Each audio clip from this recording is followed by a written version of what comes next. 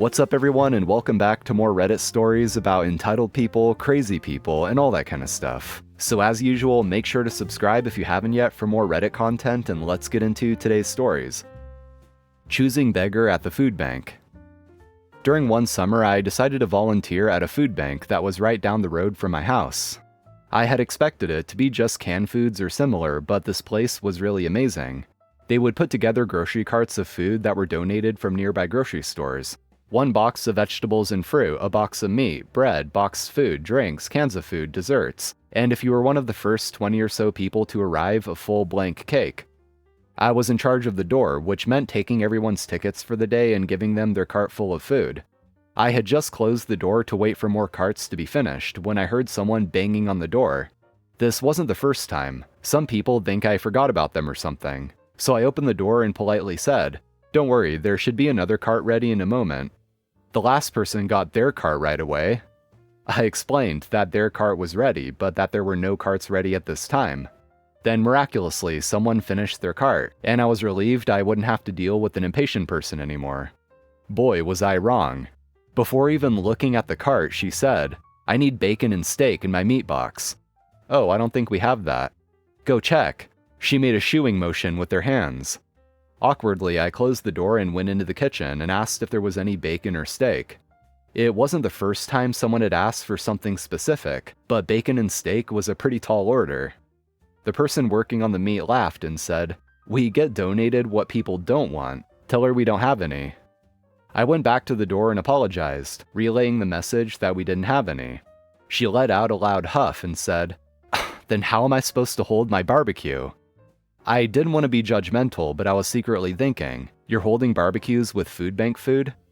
Next, she picked up the cake and said, "Now here's something useful. I need you to write Happy 4th birthday. Insert kid's name." That's donated from a store. We didn't make it." "And? Go put the words on." "We don't have frosting. We can't do that. Plus, none of us are trained to write in frosting as far as I know, so I doubt it would turn out well even if we could." She let out a frustrated huff again and said under her breath, "This place is useless." She then tried to grab the cart and bring it outside. Very common for this to happen, but I dug my heels into the floor while explaining, "You can't bring the cart outside." "Then how am I supposed to get the food in my car?" I pointed towards the metal tables and explained, "You put the boxes on the table and drive your car up to them." Apparently, this was the final straw for her because she started yelling at me. "I am never coming back here again. You have been nothing but rude to me and have given me barely anything of worth." I don't remember much else because I was near tearful, but it was mainly ranting about how this establishment was useless and she was never coming back here again. Good riddance, honestly. She finally started grabbing the boxes of food and brought them to the metal tables. I was relieved as the last box was taken and quickly closed the door, thinking that was the last I'd see of her. Through the door, I could hear her car squealing away and her laying on the horn for some reason. I peeked through the peephole and watched her honk at a parked car a few times, before realizing there was no one in it and swerving around it, blowing through the stop sign and squealing away. A minute later, there was a soft knock on the door. I opened it up and was met with a woman looking nervous. That woman left some boxes behind. Sure enough, on the metal table was all of the fruits and veggies and bread and boxed food.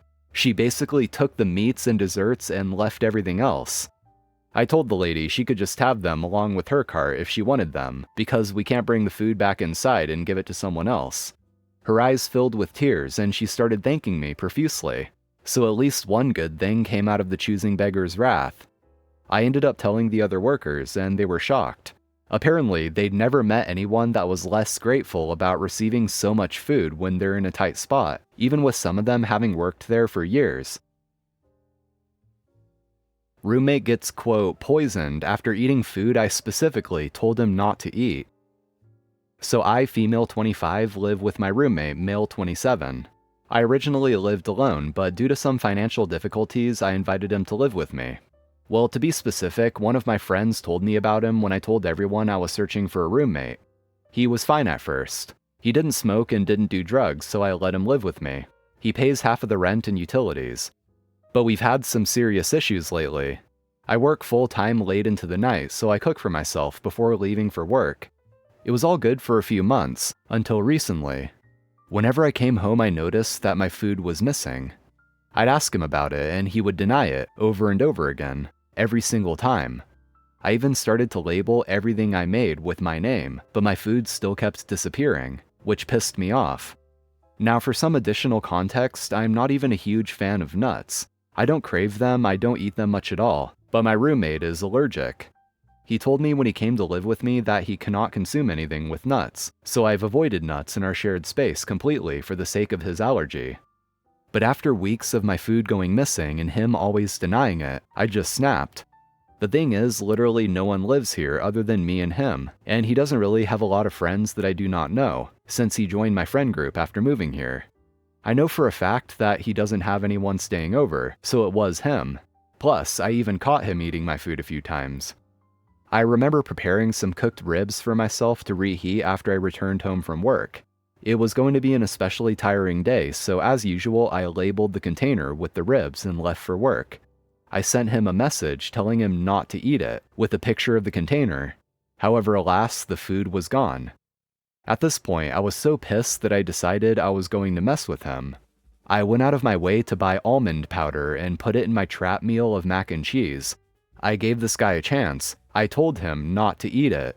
I even made sure to tell him, hey, that mac and cheese is mine, don't touch it.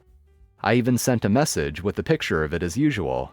I was being extra clear, and just to make sure everything went according to plan, I secretly set up a camera to record the kitchen. Later that night, I came back and saw that he'd eaten the entire batch. That pig was so inconsiderate that he just left the reheated container on the table. I headed out to a bar with some friends that night. So as expected, a few hours later, I found out he was in the hospital with an allergic reaction. His mom used his phone to call me. She was screaming at me, accusing me of being a monster and poisoning her son by feeding him nuts. I told her that it was food not meant for him, and sent her proof. I told her to read the messages I sent him, which showed the container and my reminder that he shouldn't eat it. However, his mom started berating me for being careless, asking why I would have something that he can't eat. I just responded that I told him not to eat the mac and cheese and even labeled it. I got pissed and screamed into the phone that if he can't respect that, and he keeps taking my food, then I don't know what else to do. I told her that I've been very clear about this for months, and that he keeps on stealing my food and denying it. She then started BSing, asking me if I cared about him.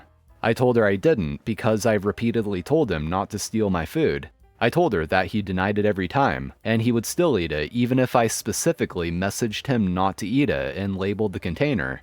I even told her I had video evidence of the whole thing. She didn't want to hear it and started crying, but honestly I didn't feel guilty at all. I felt like this was the only way he'd learn. I tried conversations, messages, and everything else I could think of, but he just can't cook for himself. How is it my fault? It's not like I put it in his food, it was mine. But everyone is calling me a psycho, but I don't get why I'm the bad guy.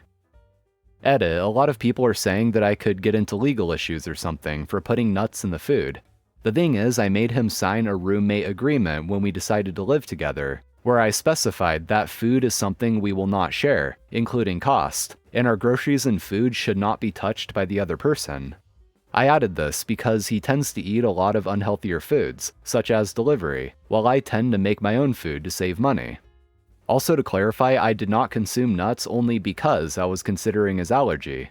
When he moved in, he literally said that I could eat them if I wanted to, but I just didn't because I didn't really need to and I wanted to be considerate. Furthermore, I learned that his allergy isn't that severe. I was discussing this with my friends, and one guy mentioned that the dude took a bite of a granola bar with nuts in it once, and was fine even though my friend said he checked and saw that the granola bar had tree nuts in it, which he says he's allergic to. In fact, apparently, it's not life-threatening if he doesn't eat it in high doses. I sprinkled a tiny bit because I was going to eat the mac and cheese myself later if it was there. I checked with my neighbors, and they said that his mom, they think it's his mom at least, picked him up and drove him to the hospital. It wasn't like an ambulance was called. He's literally okay, and he's texting his friends right now.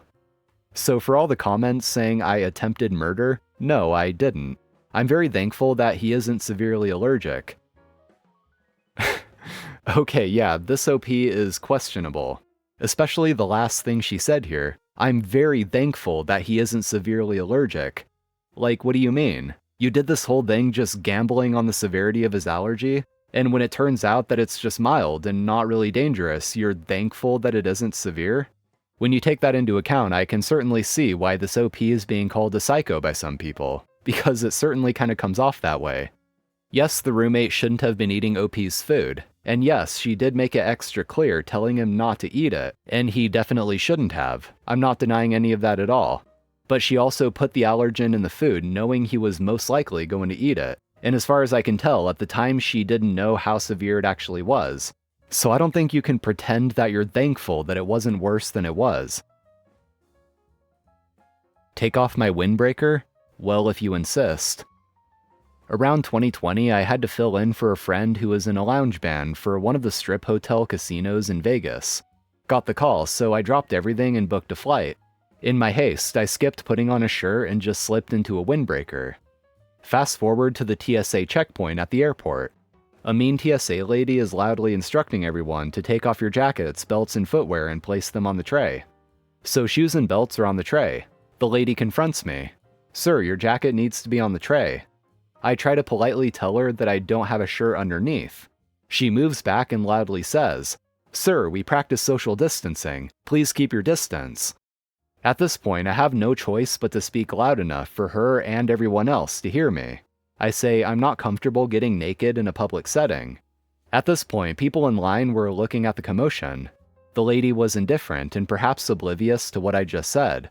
She sternly instructs, "Take it off and place it on the tray." I do as she says. Another TSA agent, perhaps a superior, walks over and asks the mean lady, "Why are you having this gentleman strip here?" She tries to explain that she merely asked everyone to put their jackets on their trays. The family in line directly behind me interjects. "This man explained that he's wearing this garment as his main body covering and your agent still insisted that he take it off." TSA superior dude tells me that I can put my windbreaker back on and waves me through. On the other side, as I put my shoes and belt back on, I see a different TSA agent working the line that I was on. Anyway guys, that's going to be it for today. Thank you for watching, I appreciate it. And as always, if you enjoyed, be sure to hit that like button and subscribe to the channel for more Reddit content like this. So have an awesome day everyone, and I'll see you in the next one.